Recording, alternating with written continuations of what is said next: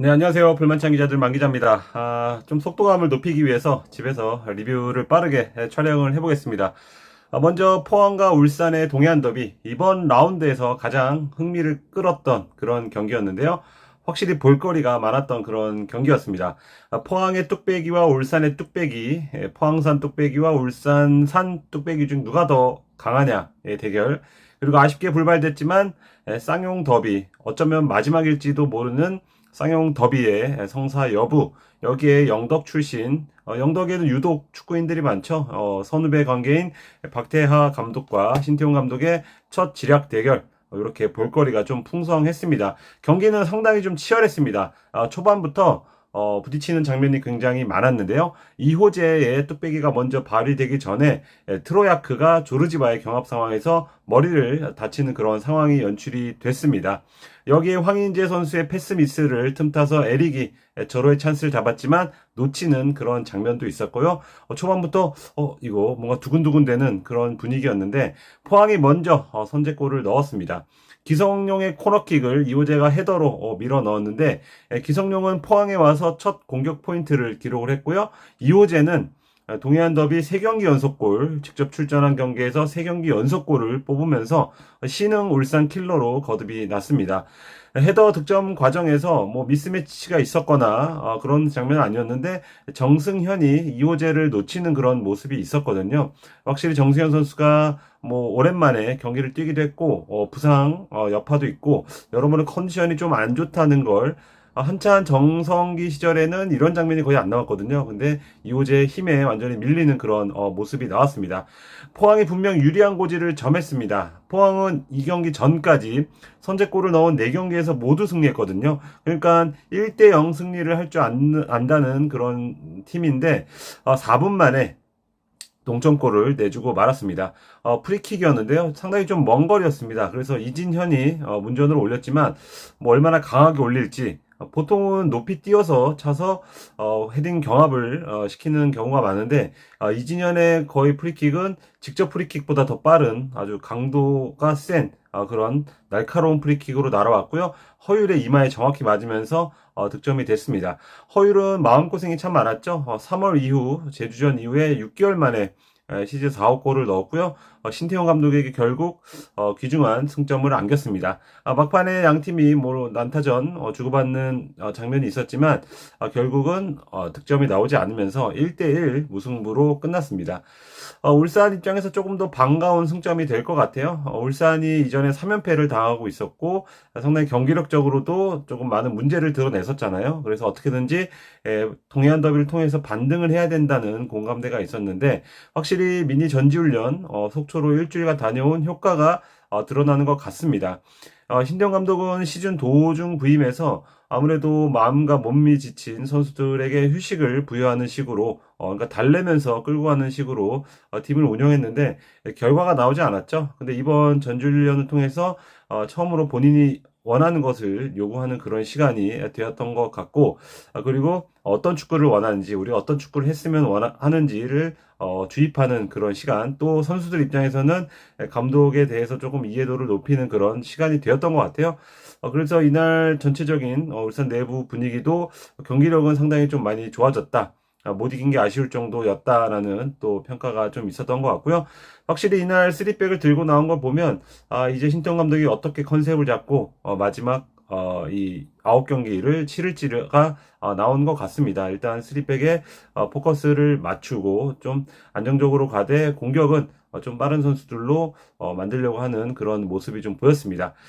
포항은 상당히 좀 아쉬운 그런 경기가 됐을 것 같아요. 왜냐하면 김천, 대전이 동시에 이번 라운드에서 미끄러졌기 때문에 승리하면은 2위까지 올라갈 수 있었거든요. 네, 그런 점에서는 홈에서 조금 더 승리하길 바랬던 건 포항이 아니었을까 생각이 들고 특히 인상적인 장면은 기성용 선수가 후반에 교체돼 나오는 장면에서 이날 이청용 선수는 이 관중석에서 경기를 지켜봤거든요. 근데 기성용을 보고 아마도 박수를 친 것 같습니다. 근데 카메라가 딱 잡았을 때 박수를 치고 있었는데 뭔가 한 그라운드에서 쌍용이 모두 한 카메라에 잡히는 뭐 그런 장면이 또 있을까 생각이 들 정도로 뭔가 뭉클한 그런 장면이었던 것 같습니다. 다음은 전북 대전전입니다. 이 경기는 한 단어로 요약할 수 있습니다. 전북의 위닝 멘탈리티. 올 시즌 내내 저는 방송하는 제어 입장에서도 그렇고 아마 전북 담당 기자들도 위닝 멘탈리티라는 단어를 끝도 없이 쓰고 있을 것 같습니다. 왜 이 단어를 썼냐? 사실 승점을 1점만 따도 이상하지 않을 그런 경기였거든요. 근데 꿋꿋이 승점 3점을 따내는 걸 보면서 전북은 정말 우승할 자격이 있구나. 전북은 정말 조기 우승을 할 수밖에 없는 운명이구나. 라는 걸 느낄 수 있었습니다.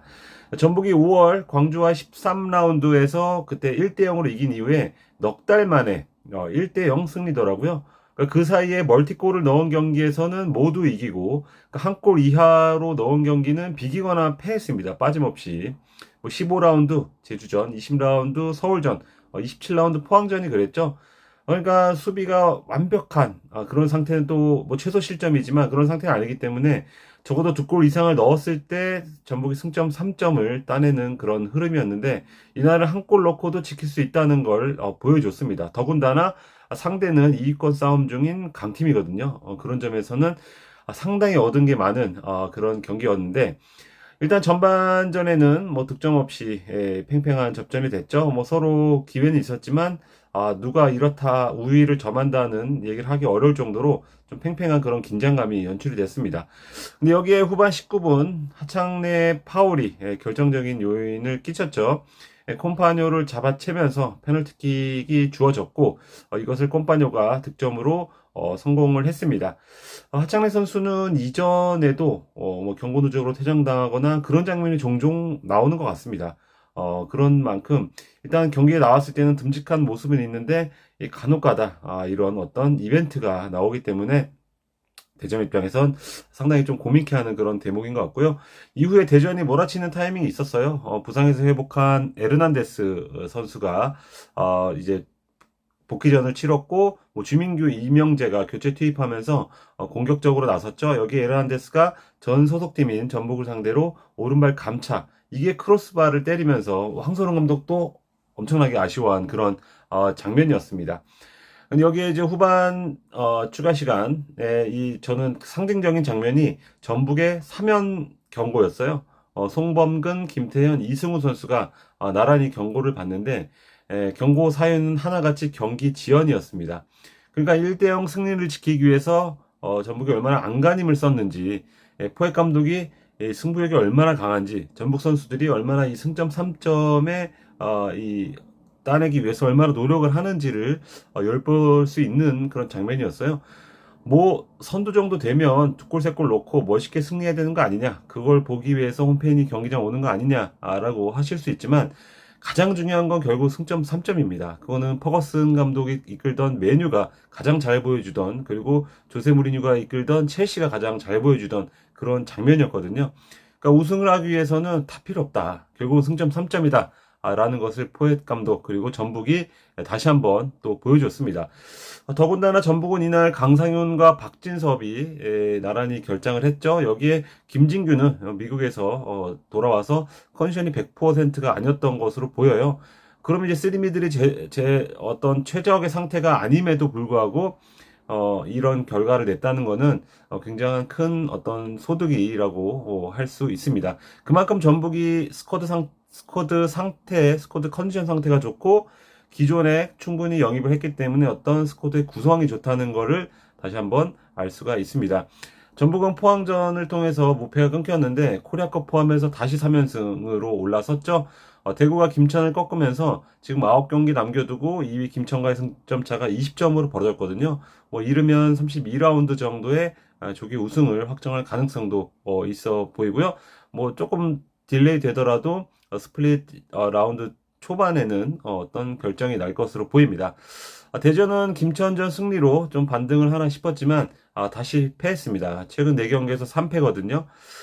김천 전북전 연이어서 지금 경기력과 하지만 주요 부상자들이 돌아오고 있다는 점은 호재로 작용할 것으로 보입니다. 다음은 강원 서울전입니다. 정경호 감독이 확실히 감을 잡은 것 같습니다. 3백을 쓰다 이날은 4백을 나왔는데요.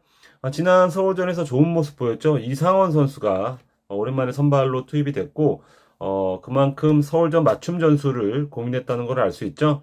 근데 결국은 이상원이 결승골을 넣은 걸 봤을 때 정용 감독이 서울전에 맞춰서 준비한 컨셉 그리고 전술이 다 주요했다고 볼 수 있습니다.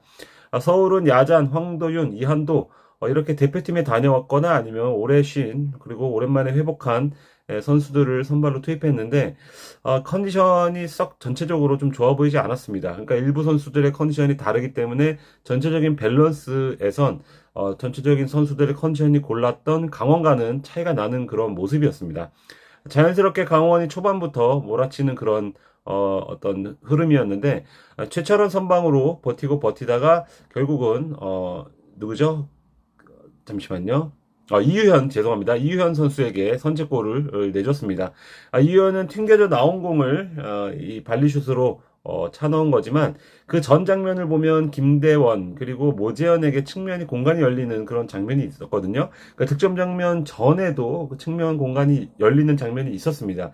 그러니까 이게 처음으로 얘기를 돌아가면 정경 감독이 노리던 포인트가 바로 이 지점이었다는 거죠. 근데 서울이 풀백 자원들 양 풀백을 높이 오버래핑 시키는 전술로 공격의 활로를 뚫는 그런 스타일인 걸 알고 그 어떤 빈틈을 노리는 그런 차원의 공격이 잘 통했습니다. 전반은 1대0으로 강원이 앞섰고 후반 초반 강원이 김건희의 페널티킥 득점 그리고 이상헌의 추가골로 경기가 시작된 지 1시간도 채 지나지 않아서 3대0 스코어를 만들었습니다. 여기도 이제 서울도 마지막 반전을 위해서 문선민을 투입하면서 공세를 펼쳤고요. 김진수가 조영욱에게, 조영욱이 김진수에게 서로 한 골씩 주고받으면서 어느샌가 3대2까지 따라잡았습니다. 김진수는 비록 페널티킥을 내주는 안칙을 좀 범하긴 했지만 커리어를 통틀어서 지금 가장 좋은 폼을 보이는 것 같아요. 최근 5경기에서 2골 4도움인데 제가 찾아보니까 거의 세징야급의 어떤 공격 포인트 생산성인 것 같습니다. 그 사이 5경기에서 서울 팀 득점의 절반을 지금 김진수가 만들거나 직접 넣고 있거든요. 근데 문제는 김진수가 해결을 해야 된다는 거죠. 링가드, 안데르손, 조영욱, 둑스 이렇게 수준급 자원의 문선민까지 공격 자원이 있음에도 김진수가 깊숙한 곳까지 오버래핑을 나와야지 뭔가 어떤 혈이 뚫리는 그런 어떤 공격이 되고 있고 그리고 뭔가 득점이 만들어진 장면이 나오고 있거든요. 그러니까 안데르손 같은 경우에 수원FC에서 비싼 돈을 들여 영입했는데 안데르손에게 주문하는 게 김진수 올라오게 기다렸다가 옆으로 공간으로 내줘라 정도는 아니거든요. 그러니까 안데르손 스스로도 좀 해결을 해줘야 되고 그리고 다른 루트의 어떤 공격 방법도 만들어야 되는데 그 점이 상당히 좀 고민거리인 것 같습니다. 뭐 여러모로 링가드와의 공존 문제에 대해서도 뭐 지적하는 목소리가 좀 있는 것 같아요.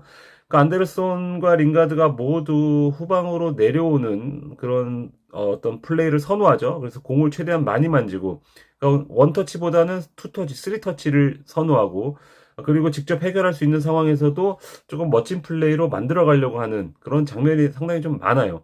굉장히 좀 저는 개인적으로 닮았다고 많이 느끼는데 그만큼 동선이 겹치는 감이 있습니다. 그러니까 상대하는 수비 입장에서 보자고요. 그러면은 안데르손과 링가드 중에 한 명이 만약에 측면으로 빠지고 한 명이 가운데서 둘이 주고받는다. 그러면 굉장히 까다로울 수 있어요. 근데 파이널 서드, 그러니까 박스에서 좀 먼 지점에서 서로 공을 주고받고 한다고 했을 때는 전혀 무서울 것 같지 않거든요. 여기에 링가드가 최근에 또 폼도 좋지 않은 그런 모습도 보이고 있기 때문에 확실히 공격력이 생각보다 반감되는 그러니까 물론 멀티 득점도 많고 서울이 아마 17경기 연속인가요? 지금 계속 득점하고 있습니다. 그러니까 득점 면에서는 문제가 없다고 보여지지만 앞서서 전북 때 설명드렸다시피 승리하기 위해서 승점을 따기 위해서는 우리가 수비가 안 좋다. 그러면은 더 많은 득점을 해야 된다는 거잖아요. 단순하게 계산을 했을 때 그 점이 이루어지지 않고 있다는 겁니다.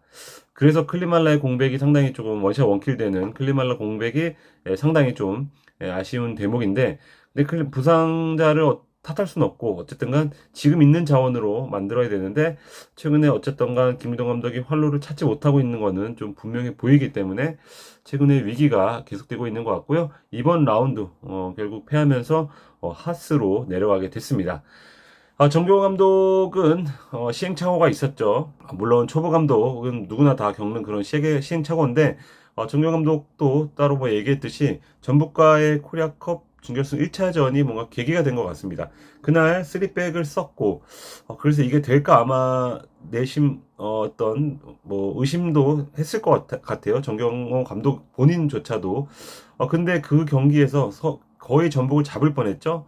결과는 1대1로 비겼지만, 그리고 나서 이어진 경기에서 정경 감독이 원하는 전술을 썼고, 선수들이 그대로 이행하고, 그래서 결과로 나오고, 그런 게 이제 선순환 구조가 완성이 되다 보니까 지금 쭉쭉쭉 올라가고 있는 그런 모양새입니다. 그러니까 초반 전반기만 하더라도 정교영 감독이 새로운 전술을 꺼냈고 그게 굉장히 좀 잘 안 통해서 정교영 감독 본인도 굉장히 멘탈에 흔들리는 그래서 삭발까지 하는 그런 어떤 시간도 있었는데요. 이 좋은 재료, 뭐 김대원이라던가, 뭐 모재현, 뭐 그리고 서민우 이렇게 좋은 자원이 속속 들어오면서 그것을 원하는 요리를 더 맛있게 만들 수 있는 선수들이 합류를 한 거죠. 그런 만큼 팀이 좀 더 잘 돌아가는 계기가 된 것 같습니다. 앞으로도 강원의 행보를 좀 지켜봐야 되는 그런 이유인데 이 감독도 저는 폼이 있다고 보여집니다. 뭐, 이 적장인 김기동 감독 봤을 때는 최근에 확실히 폼이 좀 떨어진 그런 모습이에요. 뭐, 이 전술도 그렇고, 어떤 승점을 따내는 어떤 퍼센테이지도 그렇고, 선수 교체, 여러모로 지금은 약간은 좀 혼란스러운 혼란기라고 봤을 때, 정경원 감독, 그리고 뭐 뒤에 얘기할 뭐 유병훈 감독은 확실히 지금 올라서는 그런 단계라고 좀 보여집니다. 다음은 수원FC와 광주전입니다.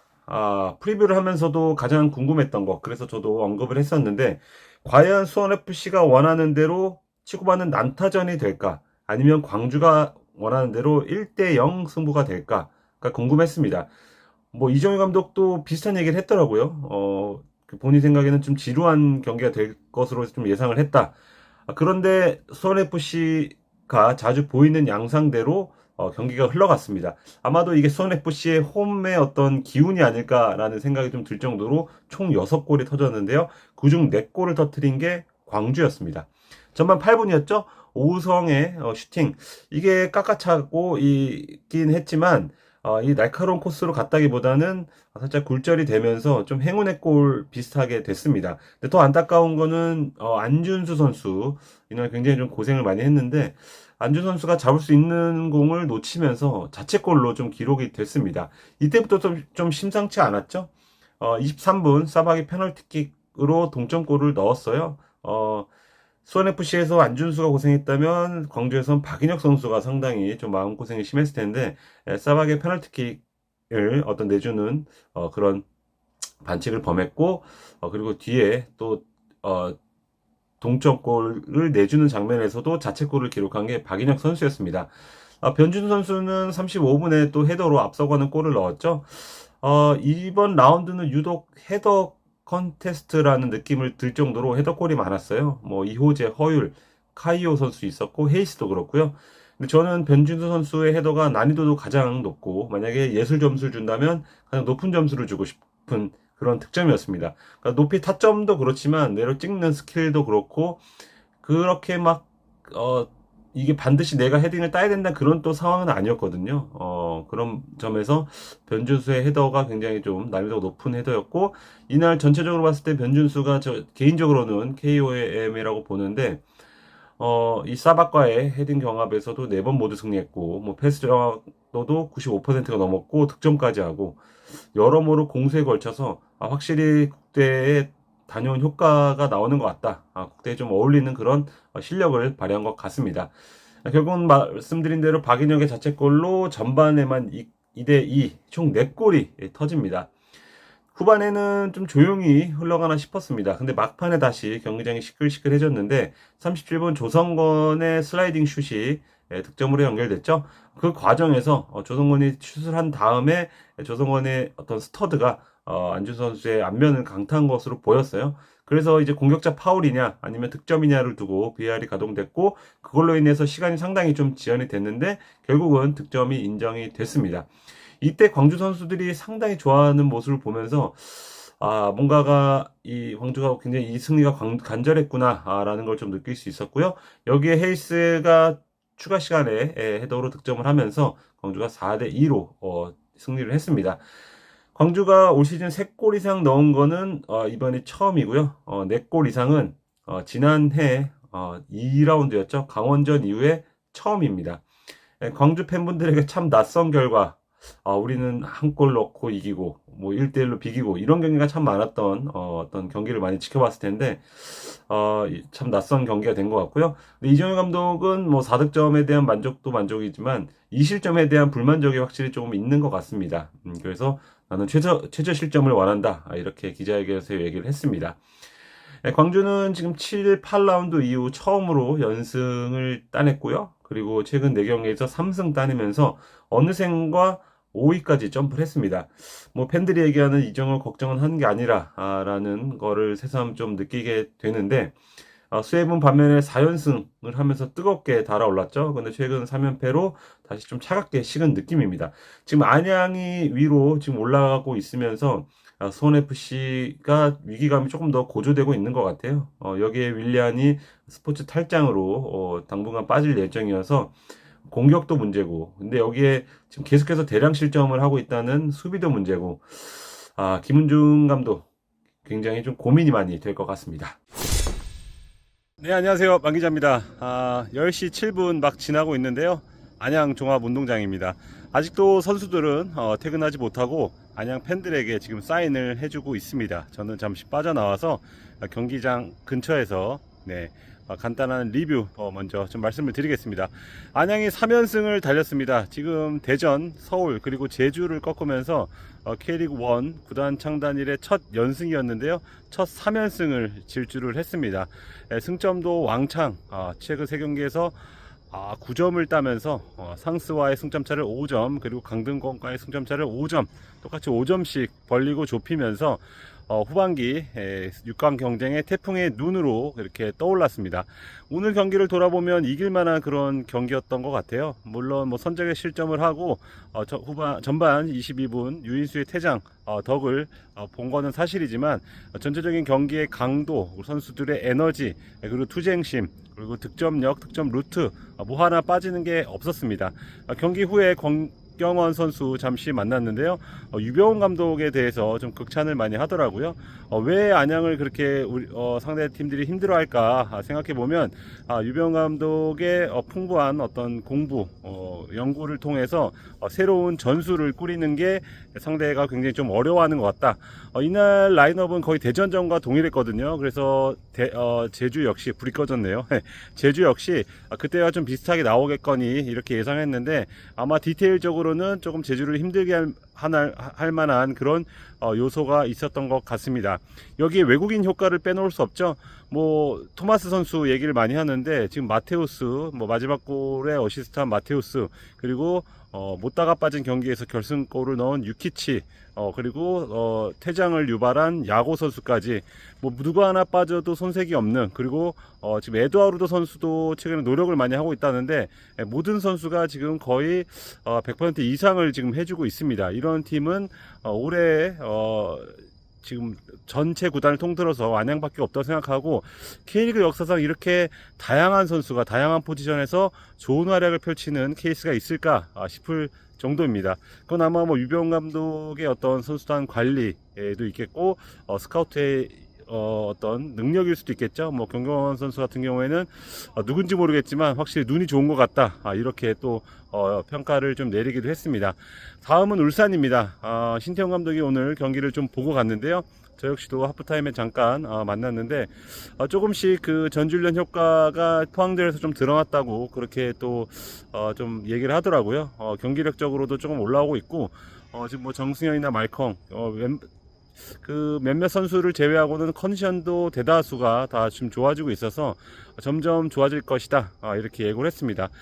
근데 기세가 상당히 좋은 안양을 상대하기 때문에 아마 신대영 감독도 상당히 좀 당황할 수도 있을 것 같아요. 이게 뭐 스쿼드의 레벨, 개인의 능력 떠나서 최근 분위기로 어떤 안양을 좀 끌고 가는 더 모양새거든요. 다음 경기 역시도 굉장히 좀 재밌을 것 같습니다. 저는 집으로 돌아가서 좀 더 디테일하게 29라운드 돌아보도록 하겠습니다. 네, 보신 바와 같이 안양 그리고 제주전은 현장 영상으로 대체를 했고요. 마지막으로 김천 대구전을 끝으로 리뷰를 좀 마무리하겠습니다. 너무 섣부를 수 있지만 마침내 대구의 시간이 오고 있는 게 아닌가라는 생각이 듭니다. 강등 싸움은 이미 끝났다라고 말하는 분들도 상당히 좀 많았던 것 같은데 대구가 2연승을 통해서 대반등의 발판을 놨습니다. 김천과의 원정 경기에서 2대1로 승리를 했는데요. 이전 라운드에서 손FC를 꺾고 17경기 만에 승리한 것이 우연이 아니란 걸 좀 증명을 해보이고 싶었던 것 같습니다.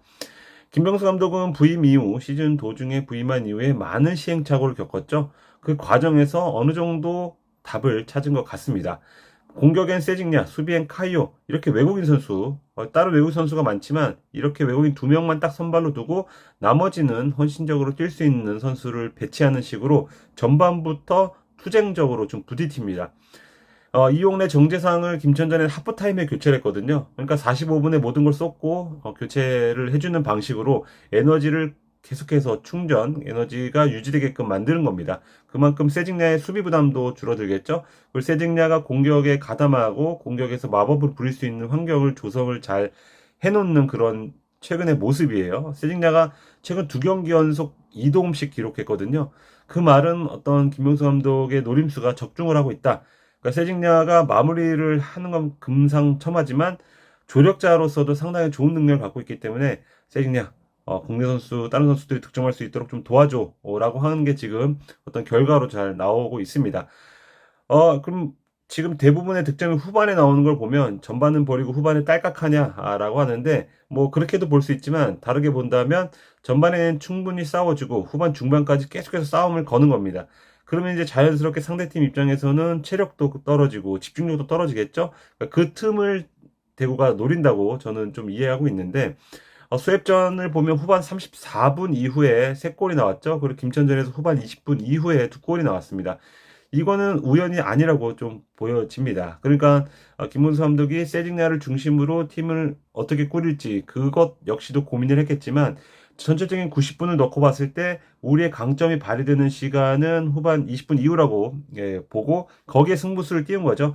그 키를 진 게 박대훈이죠. 그러니까 박대훈 선수가 들어옴으로 인해서 뭔가 공격의 속도가 높아지는 그렇다고 공격의 숫자를 확 늘리진 않아요. 그러니까 어느 정도 안정적으로 가되 공격을 했을 때 역습을 했을 때 속도를 높이는 식으로 상대를 흔들고 있는데 그게 지금 잘 먹혀들고 있습니다.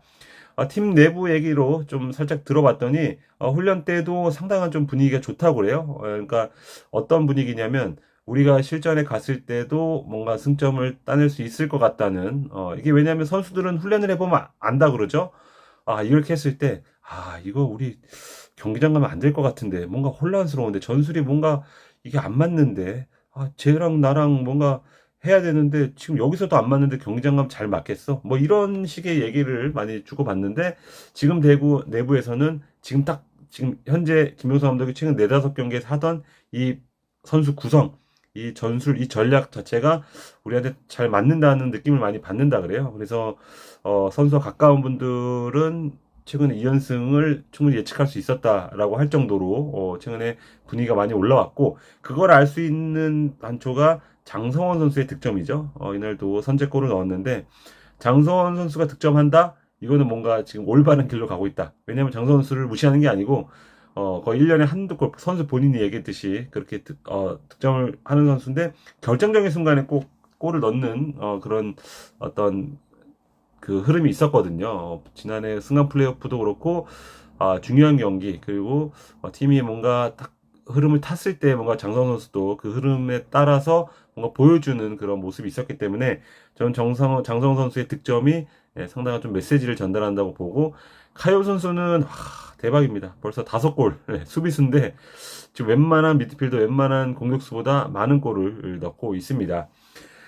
감독마다 새로운 팀과 합을 맞추고 적응하는데 걸리는 시간은 다 다른 것 같아요. 근데 그게 아주 빠른 감독도 있을 수 있겠지만 대부분은 좀 몇 달, 길게는 뭐 1, 2년도 걸리는데 김문수 감독에게는 적어도 3달 정도는 좀 필요했던 것 같습니다. 근데 조금씩 감을 잡고 있는 게 아닌가라는 좀 생각이 좀 들었습니다.